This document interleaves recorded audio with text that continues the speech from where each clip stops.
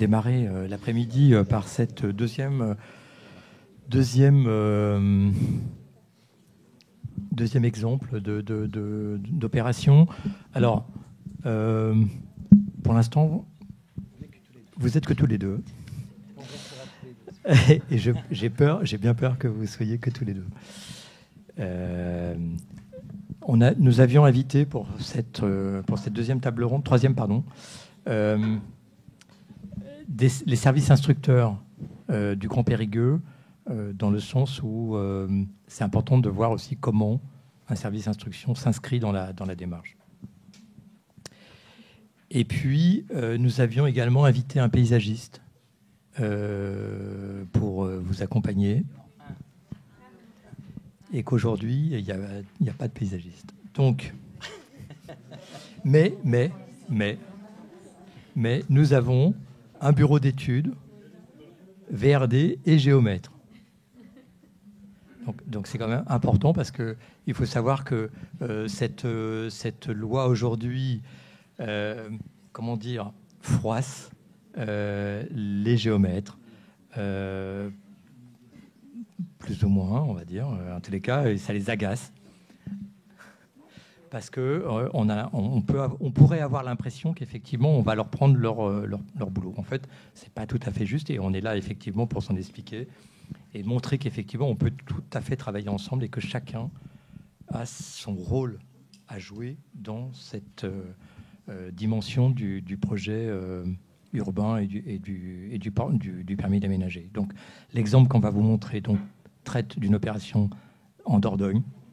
Et je vais vous laisser d'abord vous présenter et ensuite, après, vous allez peut-être faire une présentation du projet.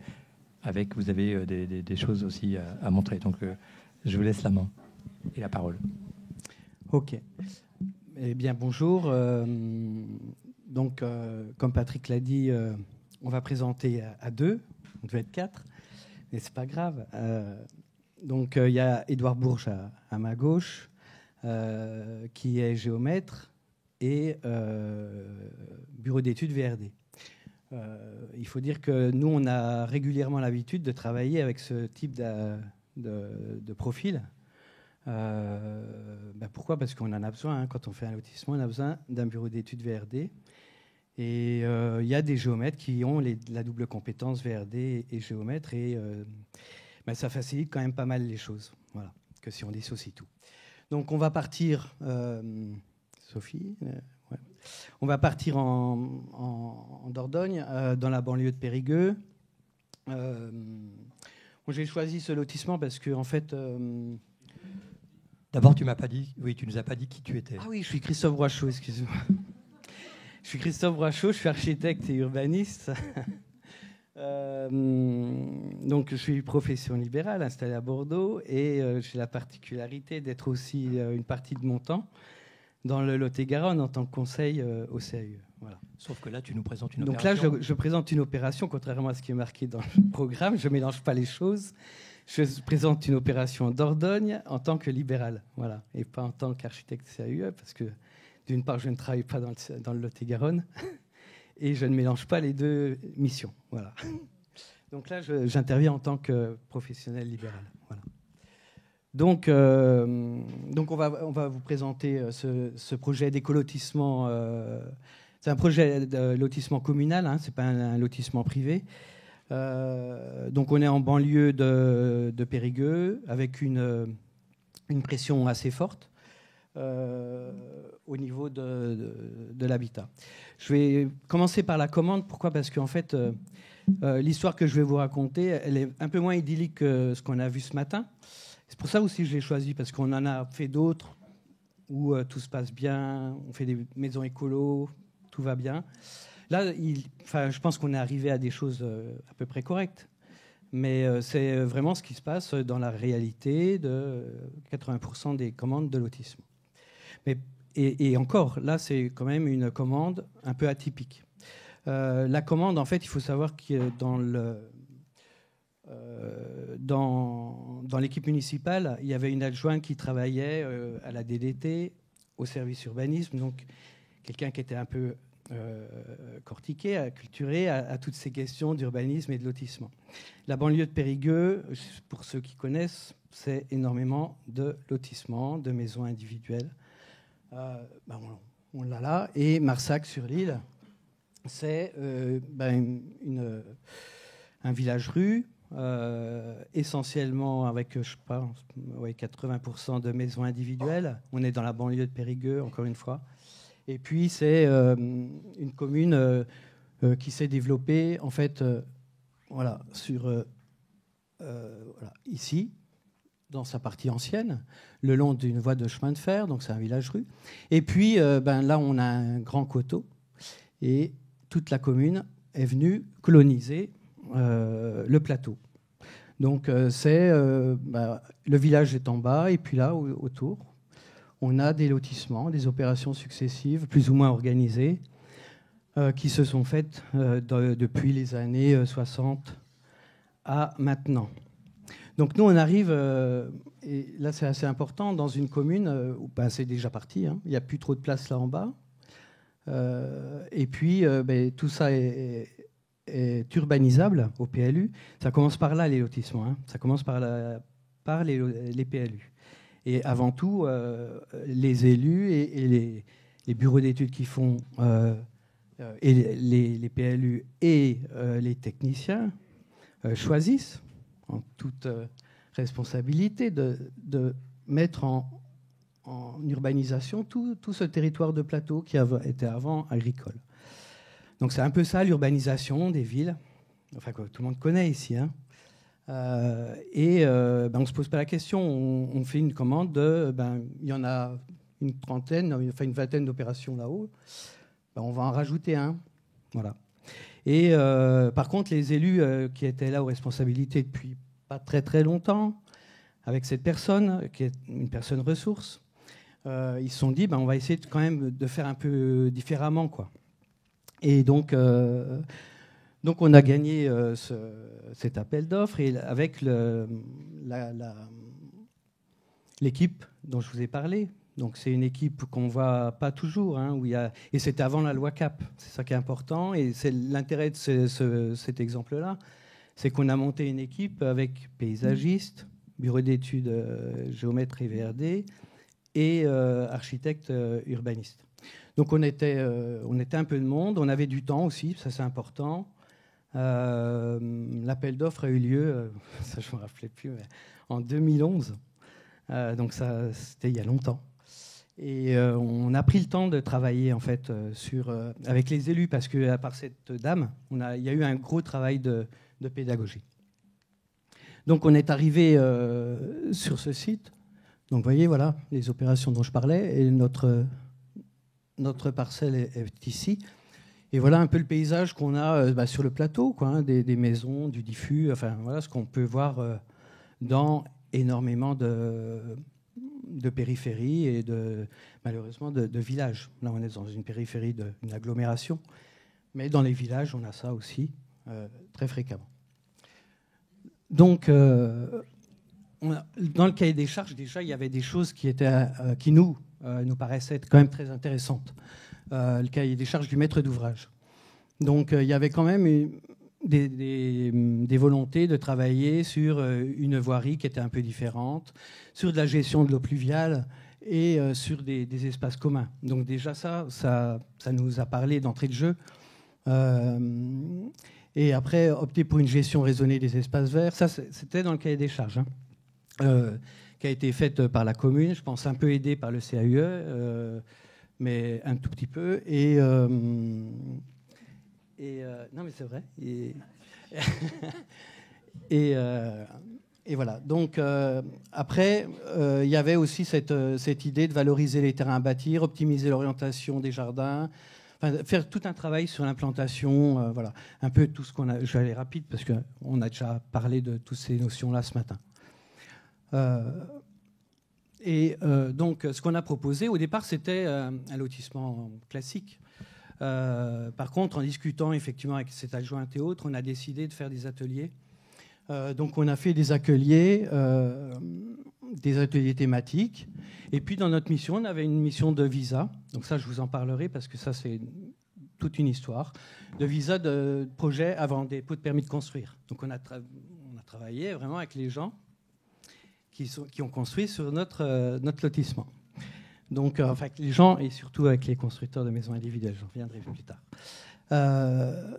Donc, on a eu tout ce temps de poser le projet. En fait, on a posé le projet, puis après, on a fait nos réunions de thématiques de réflexion.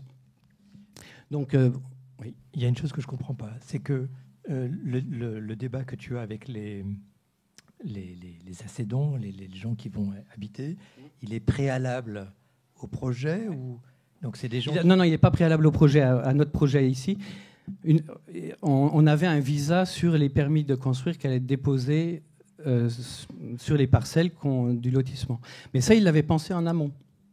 C'est-à-dire que c'était une volonté des élus.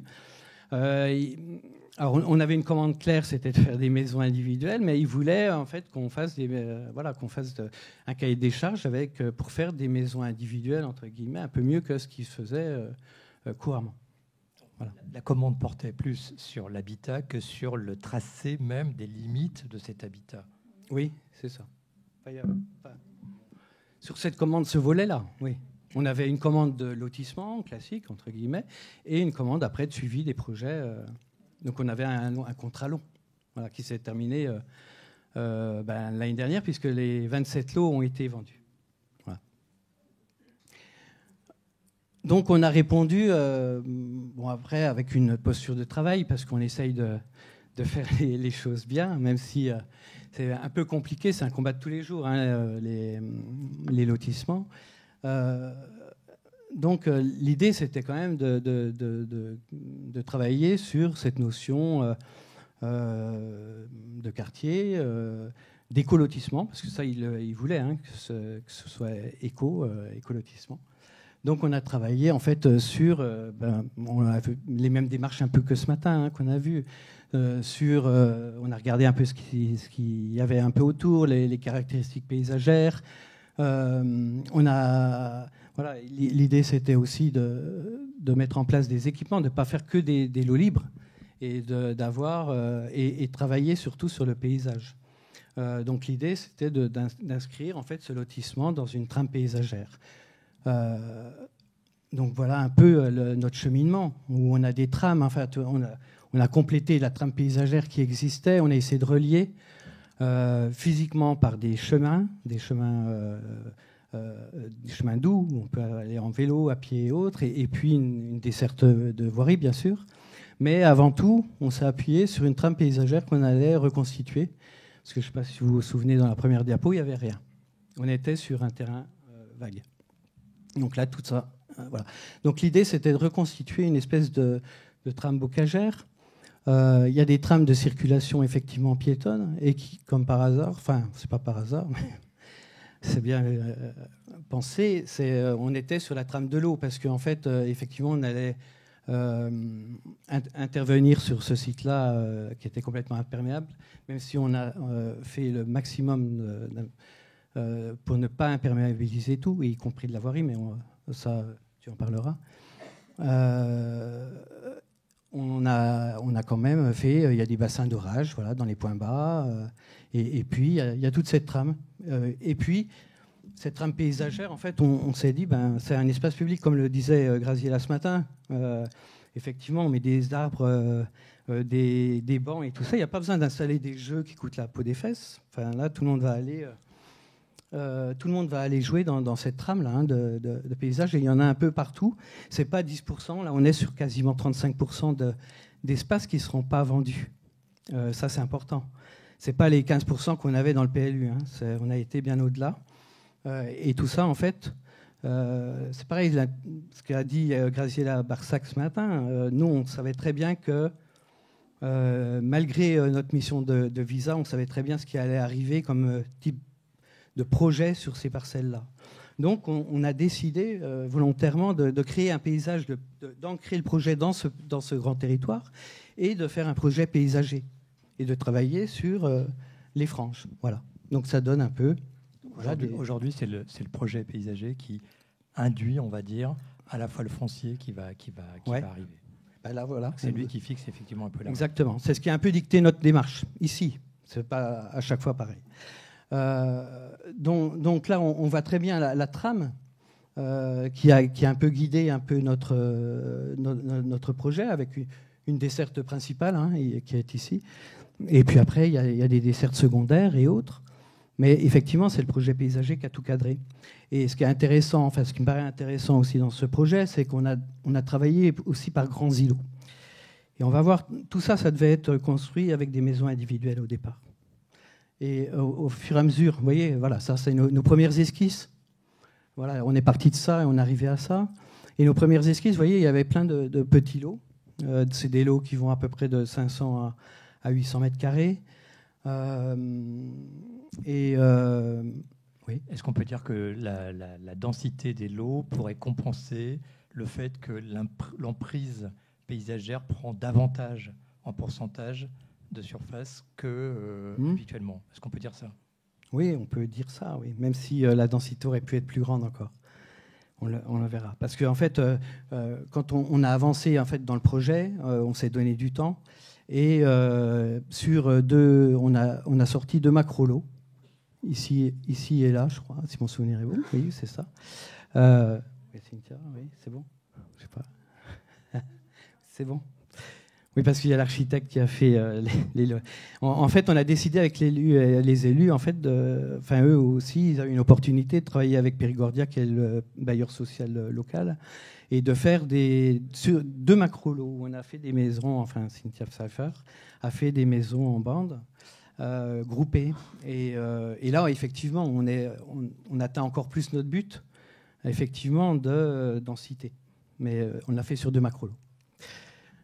Donc, je vais un peu plus rapidement sur le paysage de l'eau, les espaces publics et autres. Donc, voilà un peu le projet, comment on l'a bâti. Et puis, il y a voilà, ça, c'est des extraits du permis d'aménager. C'est ce qui est assez intéressant. Bon, là, on voit rien. En fait, c'est comment on a créé, comme je vous l'ai dit, c'est des grands îlots dans lesquels on a fait du découpage. Ça, c'est assez basique. Par contre, l'intérêt qu'on y voit à terme, c'est que ces macro-lots peuvent évoluer. Si un jour on veut enlever les petites maisons et mettre du collectif, c'est possible. Parce qu'on l'a aussi... bon, je vais aller là-dessus. Chaque macro-lot est desservi par des petites cours urbaines. Ça ne débouche pas forcément sur une parcelle que pourrait effectivement définir le géomètre. Exactement. En fait, chaque îlot, voilà. Donc ça, c'est le travail qu'on a fait avec les élus, avec les habitants aussi du coin. Les élus ont voulu faire ces ateliers pour eux et avec les habitants locaux pour savoir ce qu'était un écolotissement. Donc effectivement, les voisins, alors là, c'est quoi habiter un écolotissement? Alors là, ils ont mis la barre très très haut. Il n'y avait plus rien de ce qui... C'est des petites parcelles, la gestion de l'eau, pas de PVC, enfin, tout ce qu'il y avait autour du lotissement. Mais en fait, c'était marrant parce que... mais on a eu des retours d'expérience assez intéressants dans ces ateliers où il y a des gens qui nous ont dit, nous, à côté, on a 2000 mètres carrés et on se demande si on ne va pas venir chez vous dans les 800 mètres carrés parce que les 2000, on en a marre. Voilà, donc il y avait aussi ce retour-là qui était assez intéressant. Donc, il y a tout ce travail de pédagogie qui a été fait, ça a été dit ce matin, sur les orientations et tout. On a fait des maquettes où effectivement on s'en est servi aussi pour les implantations, pour la pédagogie, parce que ce n'est pas un terrain complètement plat. Avec cette question de visa qu'on avait avant les permis, ces outils-là, ça peut être intéressant pour positionner, pour montrer vraiment physiquement là où on s'installe. Donc, comme je le disais, voilà. Donc, c'est des extraits. Donc, chaque îlot est desservi par des micro-cours en fait. Ici, voilà, il y a des micro-cours qui sont qui distribuent en fait les parcelles. Et c'est pour ça que je dis à terme, si on peut se projeter dans 40 ans, quand ces petites maisons seront obsolètes, on pourra les remplacer éventuellement, Parce qu'on peut très bien remplacer tout ça par des maisons en bande, comme Cynthia a fait, ou un petit immeuble avec des jardins collectifs ou pas, derrière. Alors, sur une planche comme celle-ci, on pourrait effectivement peut-être entendre le bureau d'études, et à la fois avec sa vision aussi plus technique et plus de géomètre, par rapport à l'évolution dont tu parles à terme de ce projet. Il est très dessiné, on va dire. Hein. Pour l'instant, c'est très dessiné. Il est très dessiné. Voilà. Comment, effectivement, on peut aller avec cet esprit-là de dire on voit plutôt à long terme et en même temps de produire un projet aussi dessiné, avec des limites, avec des implantations en limite de propriété, etc. Comment ça fonctionne au niveau du découpage parcellaire? Quelle est votre posture par rapport à ça? Vous dire le rôle du géomètre, ouais, d'accord. Ouais, donc de toute façon, le géomètre, il sera indispensable dans ce rôle de division foncière. Mais c'est d'abord, enfin, là où il faut aller chercher ses compétences, je pense au plus tôt d'ailleurs dans le projet du lotissement, au moment même du diagnostic, c'est effectivement pour maîtriser le foncier et en connaître bien ses limites. Et d'éventuelles servitudes qu'il pourrait y avoir dessus, etc. En plus d'apporter son rôle de topographe, qui va, si on veut avancer un peu dans le projet, très vite, il va falloir le plan topographique pour pouvoir travailler et adapter aussi le projet dessus, quoi. Voilà, qu'on peut avoir là où on avait un terrain assez accidenté quand même. Ce qui a pu aussi, on a joué là-dessus pour gérer les eaux pluviales. C'est servi, on le verra plus tard, je montrerai sur des photos, on est vraiment venu poser le... Ouais. Donc vous avez appuyé le projet sur la topographie. On est vraiment, ouais, voilà, c'est ça, on est venu vraiment poser la voirie sur la topographie. C'était un point qui nous a pris du temps et on a beaucoup travaillé dessus. Où là on le voit bien, hein, notamment ici, où là on a le niveau quasiment fini, où le niveau fini ça sera finalement la terre végétale qui est restée à côté. Voilà. Et après, on a eu un travail. Donc, après, je passe sur la partie VRD, du coup là. Et on est venu du coup limiter les émissions carbone en évitant de trop déblayer, limiter les déblais remblais. Et on a eu la chance de pouvoir faire du traitement de sol sur place, ouais. Ce qui a aussi évité énormément d'évacuer des matériaux et d'en ramener des nouveaux. On a venu traiter au liant hydraulique et à la chaux. Donc là, on a un projet qui avance. Là, on est déjà passé à la phase travaux. Déjà la phase travaux. On a donc toute une infrastructure qui est en place. Et en même temps, une capacité toujours présente pour pouvoir faire évoluer la densité du site. À très long terme. À très long, ouais. Alors techniquement, on fait comment alors? Pardon? Techniquement, on fait comment? Non, mais techniquement, en fait, on a une ossature, tout simplement. On a une ossature de projet. Voilà. Je suis désolé, hein, ça sort très très mal, mais on aurait dû lancer le PowerPoint, qui était de meilleure qualité, mais bon, c'est pas grave. Non, on a une ossature, si vous voulez. L'ossature, elle est là, elle fonctionne bien. Bon, c'est pas le plan qui est sorti en dernier, ça, hein, parce qu'il y a les macrolots ici et là. Par contre, la voirie, elle ne bouge pas. Et notre trame végétale non plus ne va pas bouger. Ce qui peut bouger dans le temps à très très long terme, ce sont les îlots. Les îlots, eux, peuvent évoluer. On peut effacer le parcellaire et densifier sans problème. C'est un des intérêts moi, que j'y vois, hein, de ce projet. Alors la question, puisqu'ils ne sont pas là, on peut parler un peu à leur place, comment on peut effectivement faire évoluer un parcellaire? C'est-à-dire qu'aujourd'hui, vous avez établi une trame, vous avez effectivement fait un découpage, vous avez positionné, on va dire, l'habitat, vous avez défini sa morphologie, et en même temps, vous dites, mais demain, à la limite, on remet tout à plat et on garde la trame foncière de base et on rebâtit à l'intérieur. Ouais. Et d'un point de vue, ne serait-ce juridique, comment ça marche? Parce que voilà, parce que là maintenant tout est privé, hein, effectivement. Effectivement, ça peut passer par de l'acquisition au fur et à mesure des ventes. Voilà, ça peut. Il y a de multiples Et alors, comment le prestataire, le commanditaire réagit par rapport à cette Ils n'en sont pas là. possibilité. On a des politiques en face. Donc, dans 30 ans, ils ne seront plus là. Alors, Donc, c'est la question qui était, c'était la question qui Nous, était posée par Monsieur Simon tout à l'heure sur le fait que on s'inscrit aussi dans un projet, on va dire, exactement, à long terme, intenté. avec donc une forme de côté intemporel, on va dire, de l'ouvrage. Et en même temps, on est confronté aussi à une réalité à la fois sociale, avec une pression foncière plus ou moins forte. Et à partir de là, on fait évoluer aussi le projet. Ça. Donc ça, c'est votre proposition. Et là-dessus, vous avez des informations sur la façon dont ça peut évoluer ou... Non. Voilà. Ça, nous, on a posé les grandes lignes. Après, non. Si vous voulez, la problématique des 3/4 des lotissements, c'est qu'ils ne sont pas évolutifs. C'est-à-dire que dans 30 ans, dans 40 ans, on va se retrouver avec des friches, quasiment. Si on ne refait pas des maisons individuelles sur les mêmes parcellaires et autres, on va se retrouver avec des systèmes qui ne seront pas... On ne pourra pas construire comme en ville ou comme dans les quartiers. La ville sur la ville, quelque part. Enfin, même si ça, c'est pas de la ville pour moi, hein, mais c'est de la périphérie. Mais par contre, ce serait bien que ça devienne des vrais quartiers. Et là, pour le coup, le dessin le permet.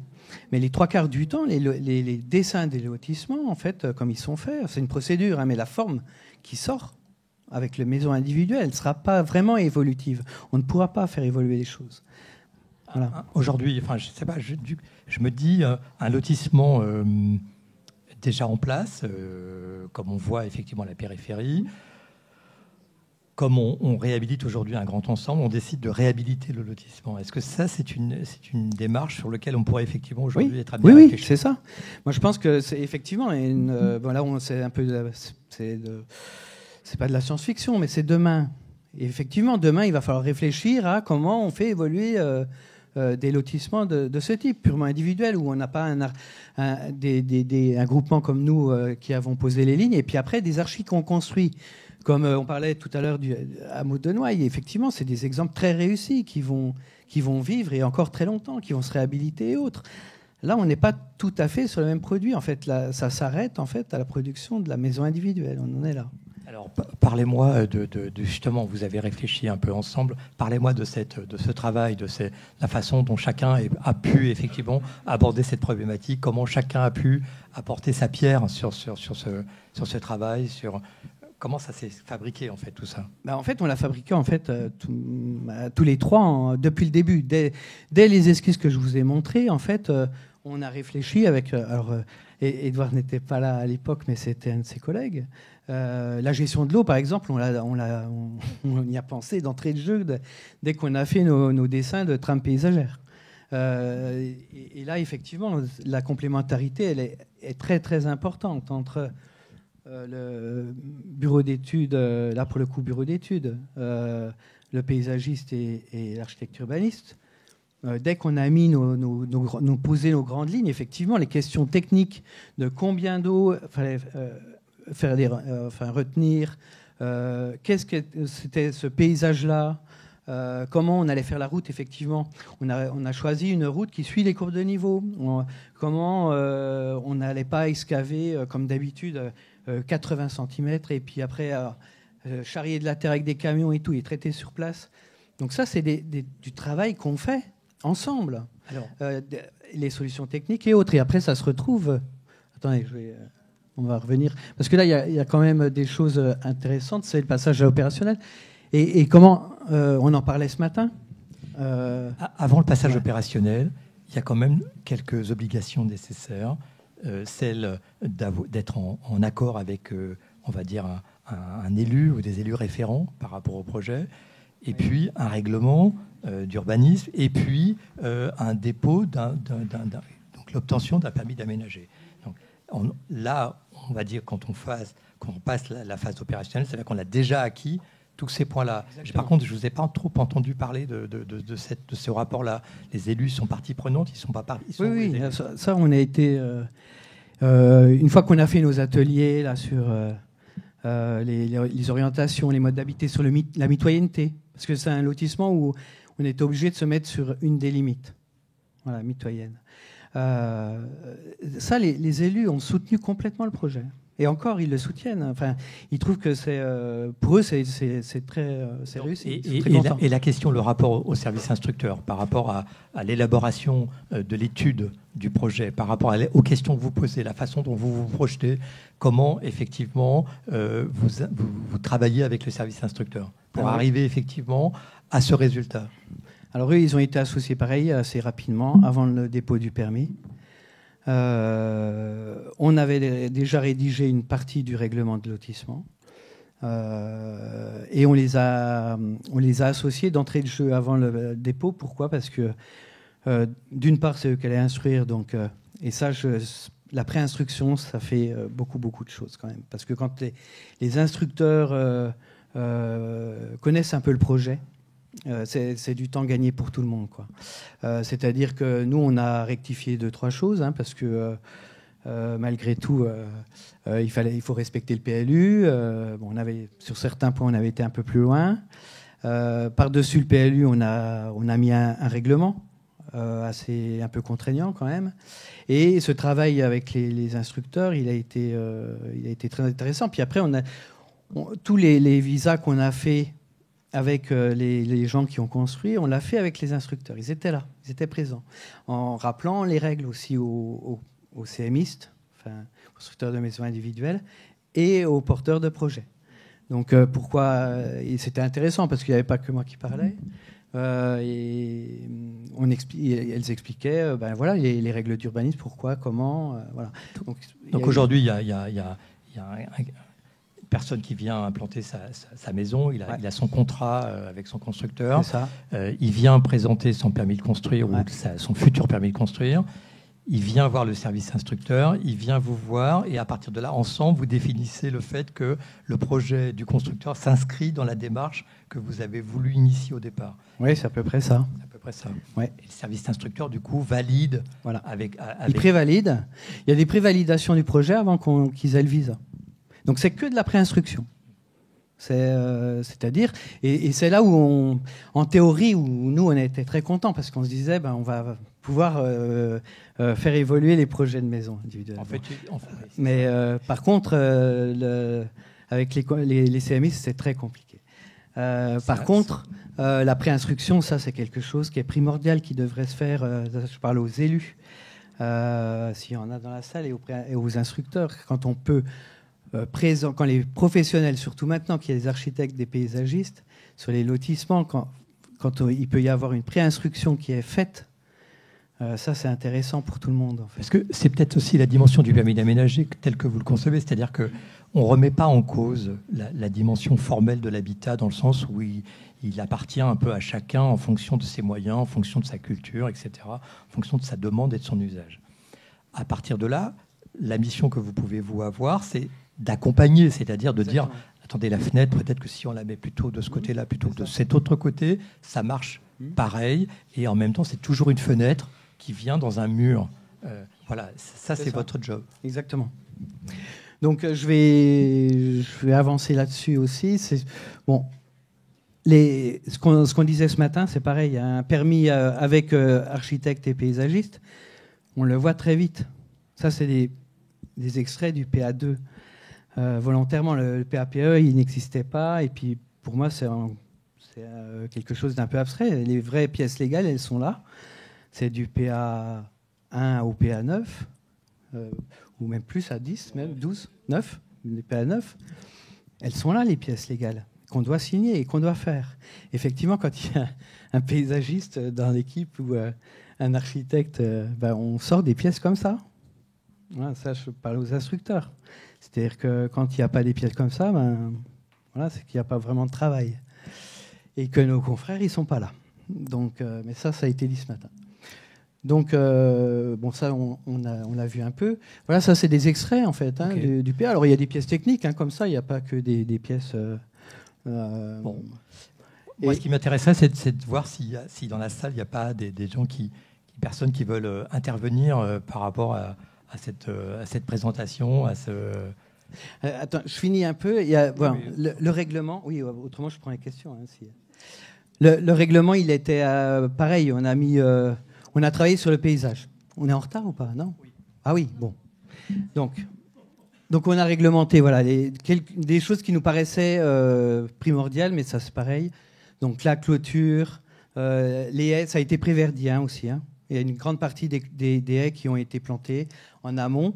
On a réglementé les clôtures, les hauteurs de façade. Et bien sûr, comme l'a montré Graziella ce matin, il y a un vrai projet de paysage. Ça va être un lotissement dans un bois, en fait. Voilà. Donc avec des essences choisies, pas n'importe comment. Donc le suivi de chantier, voilà. Je ne sais pas si tu veux rajouter... Là, pour parler de la gestion des eaux, parce que c'était un élément aussi très important, on a limité au maximum tout réseau enterré. On est venu récupérer les eaux pluviales par ruissellement directement dans des nous enherbés, donc 30 cm de profondeur à peu près. Voilà, pour les acheminer jusqu'à des bassins. Je ne sais pas si tu peux passer. Jusqu'à des bassins. Donc l'objectif c'était de ne pas les clôturer au départ. Malheureusement, il y en a un on n'a pas pu, au vu de ce qu'il fallait stocker et la forme du terrain. En revanche, le second, on a pu en faire un très peu profond avec des pentes d'1 pour 9 à peu près, ce qui nous évitait de le clôturer et ce qui permet effectivement d'avoir un grand terrain de jeu pour les enfants en été. Après, forcément avec la fonction VRD, on a dimensionné les réseaux, mais surtout c'est surtout le tracé qu'on a travaillé avec notamment Guillaume, paysagiste, pour éviter de les passer sous voirie, pour l'entretien futur, éviter de refaire les routes une fois les travaux réalisés. Et du coup, on a réfléchi à un tracé qui puisse permettre aussi de garder les plantations prévues. On a travaillé là-dessus. Et on a refait évidemment un rond-point pour sécuriser l'accès au lotissement qui n'était plus assez bien dimensionné.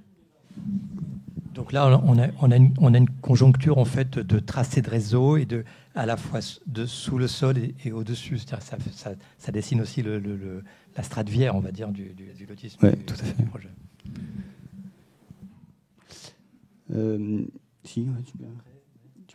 Non, si celle-ci j'avais mis pour c'est un peu on voyait sur la photo la cohérence du projet avec notamment les haies dont tu parlais tout à l'heure.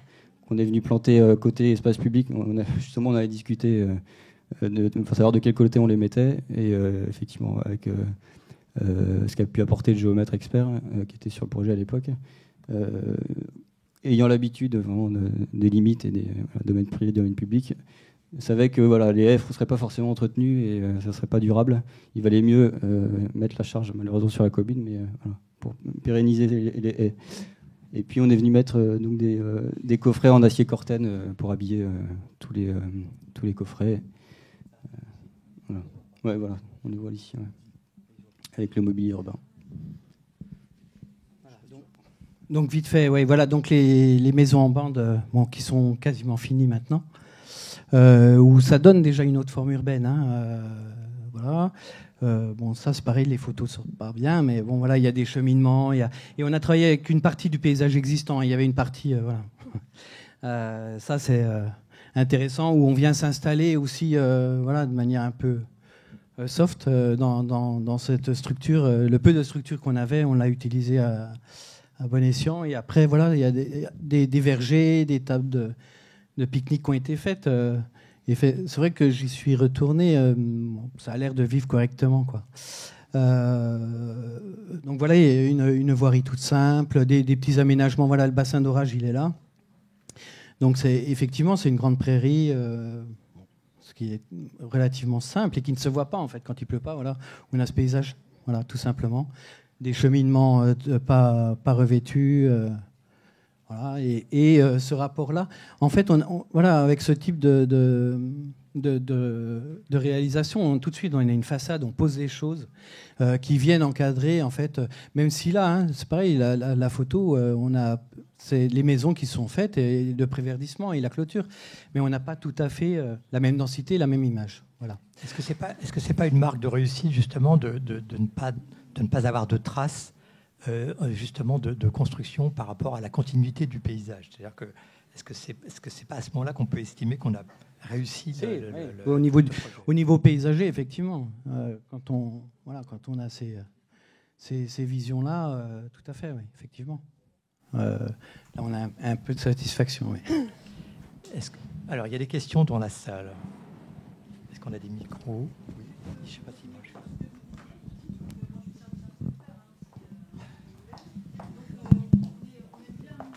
Attendez, on va vous passer un petit micro, ce sera plus facile. Oui. Donc moi, je suis encore service instructeur. Je n'ai pas changé depuis tout à l'heure. Juste pour vous, alors je voulais dire, on a vu 2 lotissements là qui étaient publics. Dire que les lotissements privés, c'est différent. Hein, c'est vraiment différent, mais bon, voilà. Les pièces obligatoires. Vous parliez tout à l'heure des pièces obligatoires. Vous faites des réunions avant avec les services instructeurs. Alors ça, je l'ai dit tout à l'heure, et pour moi, c'est primordial, bien avant que les plans soient faits, etc., oui. Puisque c'est compliqué pour vous de refaire. Donc les pièces qu'on peut demander, nos services instructeurs, elles sont dans le code de l'urbanisme. Et on doit les demander ou on ne doit pas les demander. Et voilà. Donc, qu'il y ait réunion avant ou après, je veux dire, pour pas qu'il y ait d'ambiguïté, quoi. Qu'il y ait des réunions avant ou après, le dossier, il sera de la même façon, sauf que normalement, s'il y a réunion avant et qu'on s'est mis d'accord, eh ben, ça va aller très très vite. C'est une formalité, hein, c'est ce que des architectes disent chez nous en Charente. Le permis, ça doit être une formalité parce que c'est préparé bien avant, surtout des permis d'aménager comme ça.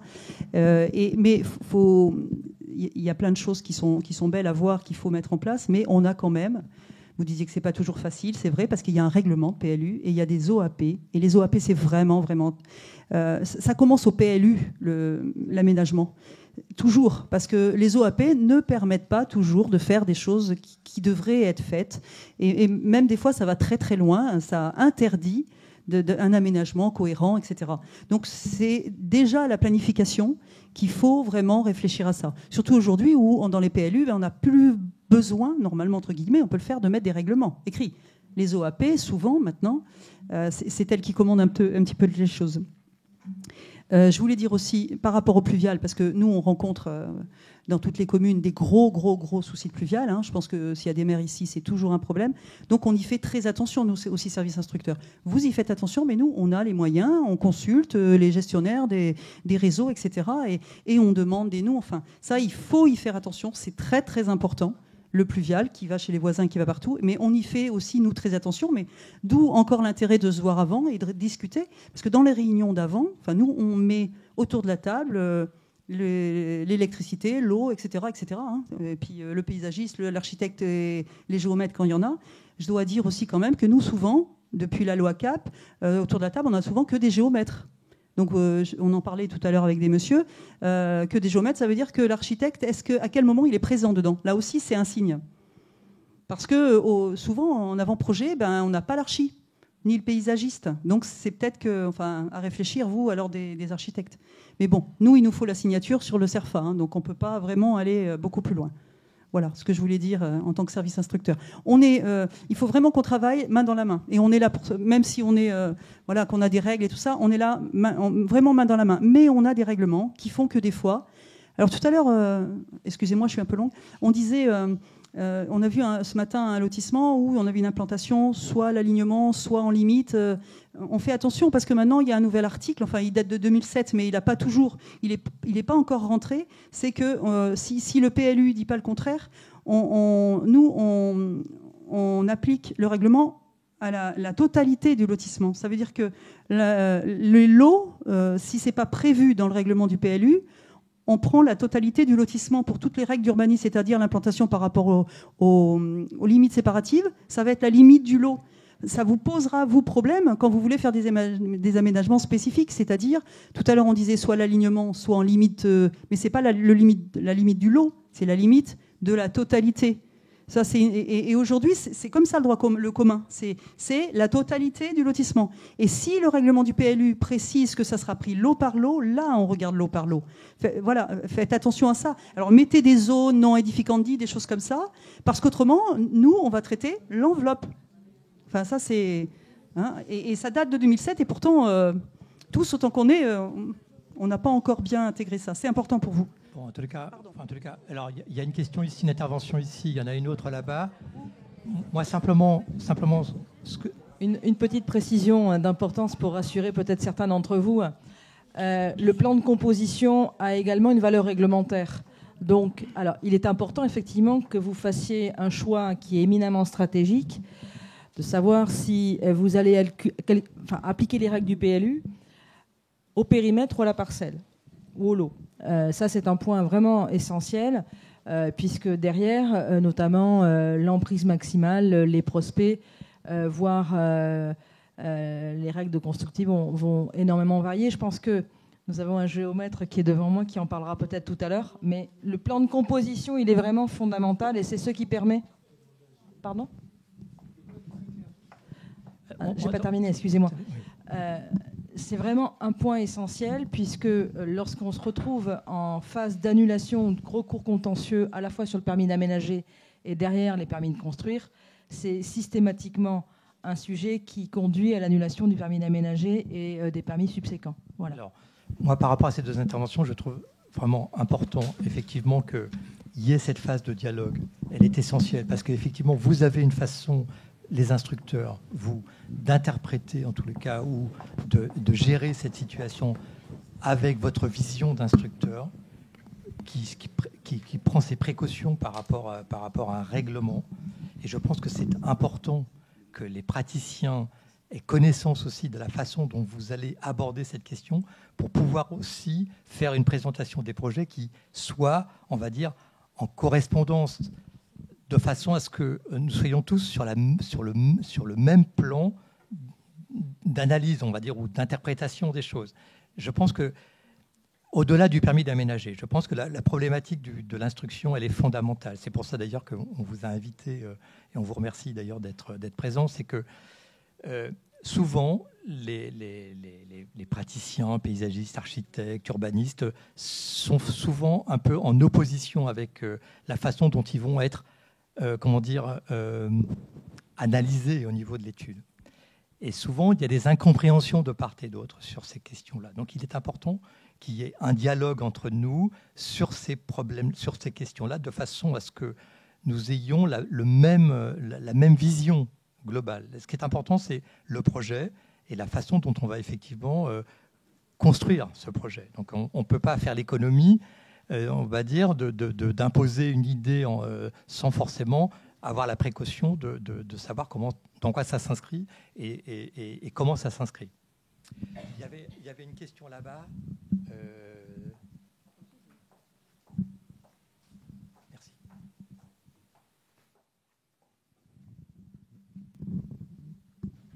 Pierre Médinan, c'est de Charente-Maritime.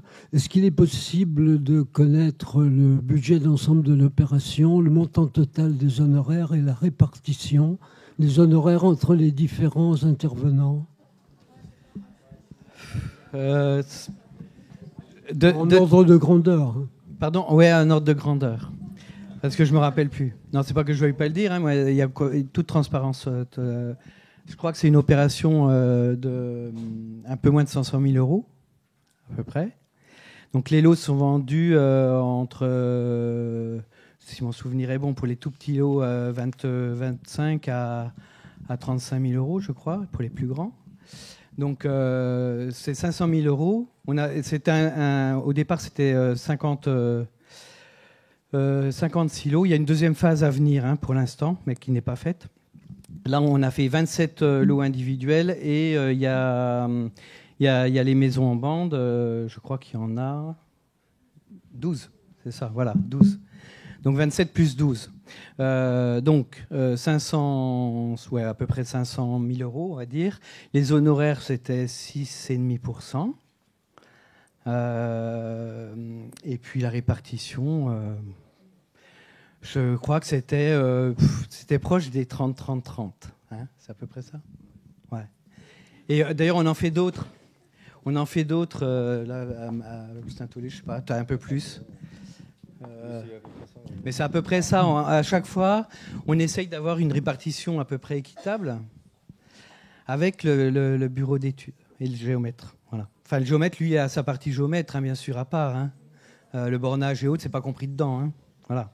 Est-ce qu'on peut dire que la répartition d'une mission... C'est en tant que bureau d'études. Hein. Alors, est-ce qu'on peut dire que la répartition... Est-ce qu'on peut s'accorder sur ce point-là? Que la répartition d'une mission sur un permis d'aménager est peut-être au prorata de l'importance ou de l'impact, peut-être du paysage ou de l'urbaniste ou du côté technique. Je pense que c'est plutôt de cette façon-là. C'est pas systématique. Non. Non, mais la répartition, elle est quand même importante.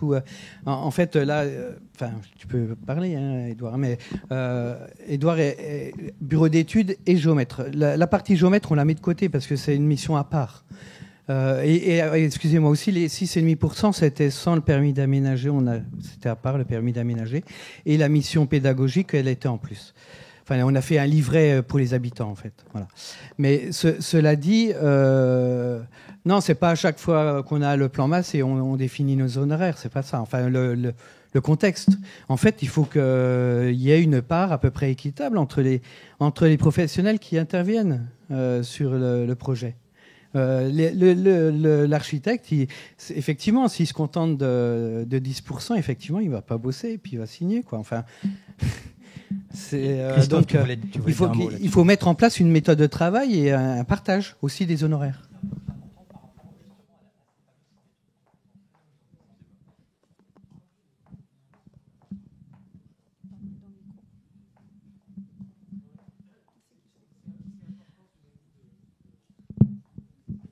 C'est important de facturer les missions en fonction du travail que tu fais. C'est évident.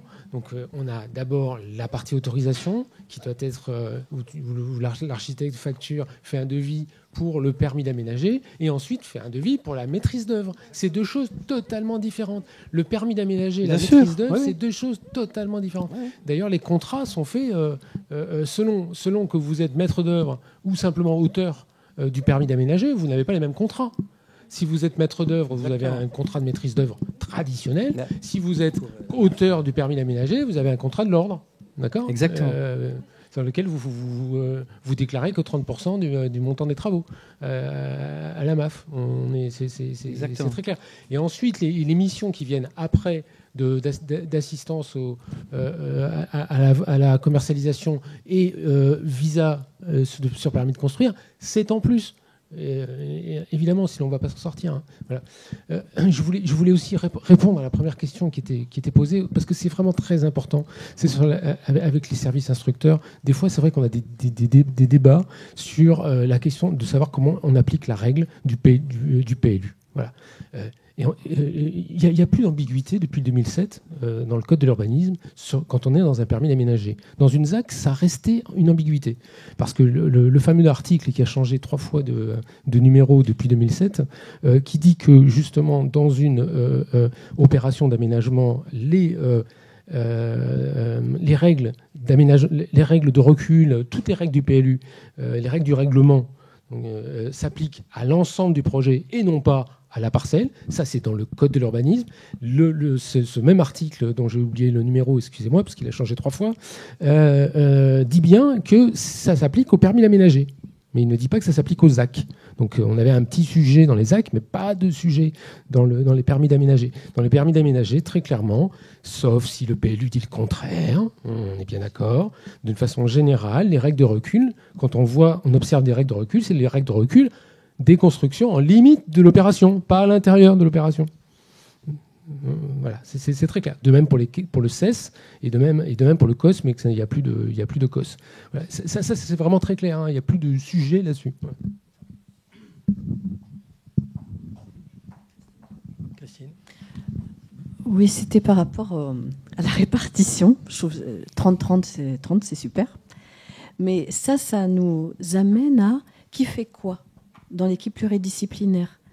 Déjà, il y a 2 choses très différentes, c'est les projets privés et les projets publics, les lotissements communaux.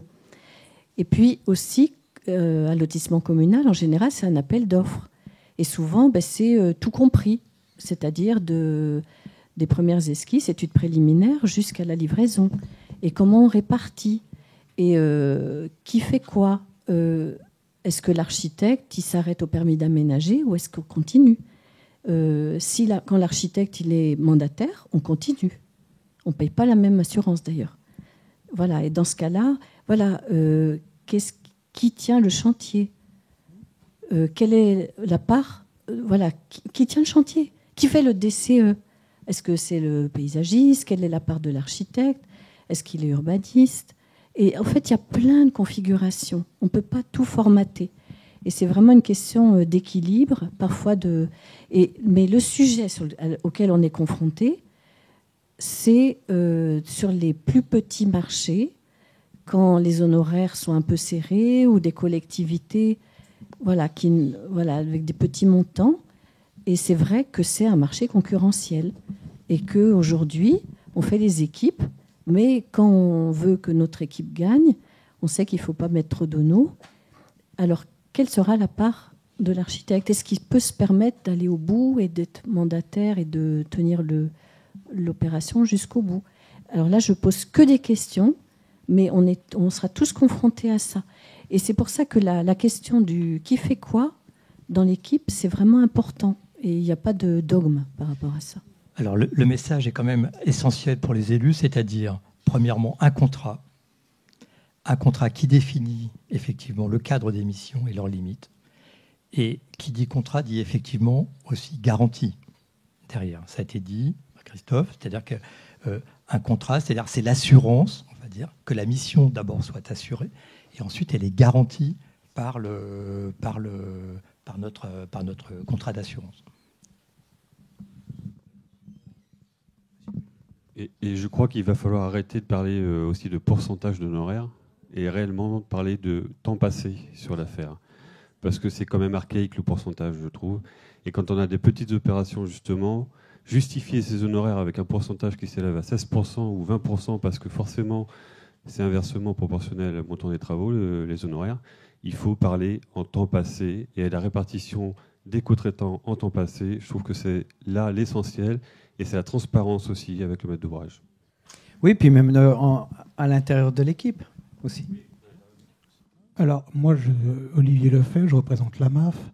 Je vais faire un rappel très général sur cette question de qui fait quoi. Ce n'est pas spécifique au permis d'aménager. Qui fait quoi dans une équipe pluridisciplinaire?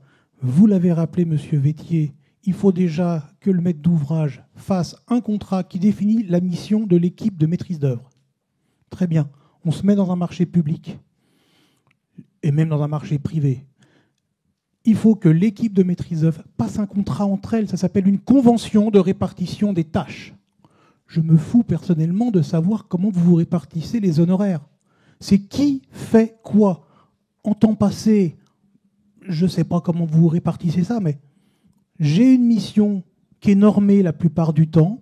Et ben, comment je la divise, la subdivise entre l'architecte, le paysagiste, le BET, le géomètre. C'est ça qu'il faut savoir. Vous vous répartissez les honoraires. C'est votre tambouille. La convention de répartition des tâches, c'est ça qui va permettre de savoir qui est garanti et pourquoi il est garanti. Et si vous oubliez cette convention de partage de tâches au sein de la maîtrise d'œuvre, c'est effectivement problématique dès qu'il y a une difficulté ultérieure. Écoutez, vous savez pas, vous lancez le débat de la troisième table ronde. Donc du coup, mais je remercie les intervenants pour Périgueux. Je laisse la parole à Philippe et puis on va passer dans le vif du sujet.